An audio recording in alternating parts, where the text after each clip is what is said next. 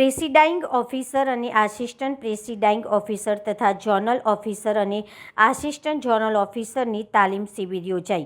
નિમણૂક થયેલા તમામ સ્ટાફને અપાયું માર્ગદર્શન. આગામી ચૂંટણીઓની પૂર્વ તૈયારીના ભાગરૂપે ડભોઈ સેવા સદન ખાતે એક મહત્વપૂર્ણ તાલીમ કાર્યક્રમનું આયોજન કરવામાં આવ્યું.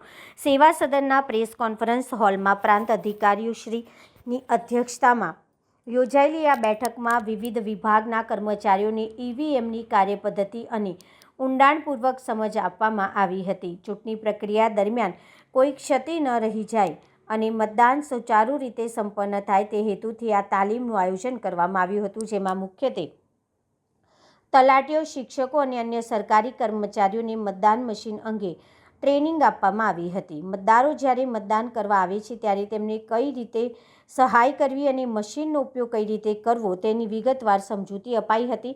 મતદાન પ્રક્રિયાની વિશેષ સમજ અધિકારીઓ દ્વારા ખાસ સમજાવવામાં આવ્યું હતું કે મતદાનની પ્રક્રિયા પૂર્ણ કરવા માટે કયા સ્ટેપ અનુસરવા જરૂરી છે. તાલીમ દરમિયાન જણાવવામાં આવ્યું હતું કે નિર્ધારિત બટન દબાવ્યા બાદ પ્રક્રિયા પૂર્ણ કરવા માટે પીળું બટન દબાવવું અનિવાર્ય છે.